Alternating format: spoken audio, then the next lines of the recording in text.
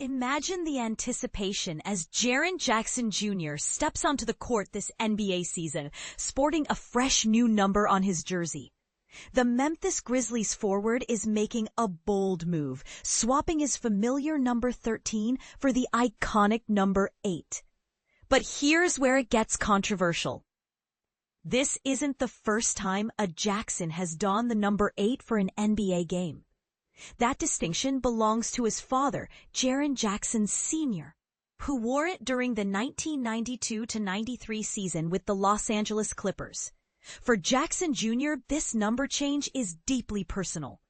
It's super personal to me. It's super personal to my family, he shared with NBC News. I'm connected with 8 in a real way. It reaches into the territory of new beginnings. It's infinite. It's just a good place to draw energy from. Picture this. Jackson Jr. was pedaling away on an exercise bike, a place where he often finds his best ideas, when the inspiration to change his number struck. He made the announcement just ahead of his 8th season, hoping the new digit would symbolize a fresh start for both himself and the Memphis Grizzlies. And this is the part most people miss. This fresh start isn't just about a new number. It's about a significant shift in the team's dynamics. The Grizzlies have had a tumultuous offseason, marked by a major trade that sent shooting guard Desmond Bane to the Orlando Magic in exchange for guards Kentavious Caldwell-Pope and Cole Anthony. Along with 4 future first-round picks, this trade signaled the end of an era for the Grizzlies, as Bane, Jackson, and point guard Ja Morant had formed a trio seen as the foundation for one of the league's up-and-coming contenders. Amidst all this retooling, the Grizzlies reaffirmed their commitment to Jackson by signing him to a 5-year, $240 million extension in July. Though it's worth noting that Bane was traded after just 1 season into his own 5-year deal. Jackson, however, took the trade in stride. I wasn't too much surprised, he said. When your brothers leave, you are still going to hurt, just because you're a human being. But at the end of the day, it's a business, and we're grown. He sees this as an opportunity to step into a bigger leadership role, ensuring the younger players understand the volatility of an NBA offseason.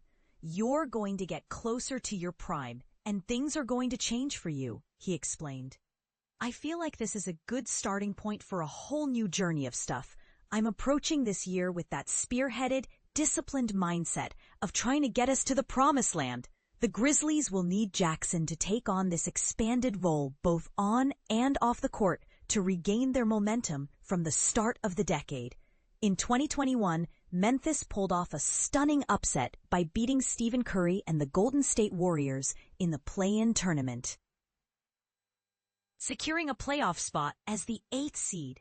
The following year, they pushed the Warriors to 6 games in the second round, though Morant's injury marred the series' end. After an injury-plagued first-round loss in 2023, the Grizzlies missed the playoffs entirely in 2024. The season Morant was suspended for 25 games following a social media incident involving a gun. This year, they were swept in the first round by the eventual champion Oklahoma City Thunder, a young team that seemed to be following the path Memphis once did. Jackson's approach to returning to their previous success is straightforward. I don't think a goal would be to get back anywhere. It's just to put one foot in front of the other and get better every day, because that's what we did before, to get to whatever you're talking about. Jackson is already working on improving his game. Despite rehabbing from surgery to repair a turf toe injury on his right foot, he's focusing on enhancing his playmaking skills this summer. He aims to become a better facilitator, anticipating more double teams in his future. Additionally, he's working on his endurance to carry a heavier offensive load without compromising his defense. Jackson embraces the pressure of his new situation, tuning out any external noise. ESPN's Kendrick Perkins even labeled him the most overhyped player in the league. Ultimately, Jackson believes he's in the right place to lead this new iteration of the Memphis team. Whoever's in the locker room is in your foxhole, and that's where you're going to war with, he said. What are your habits? What are your techniques? Are you willing to share? Are you willing to talk? Who are the leaders? It's simple, but it's not easy.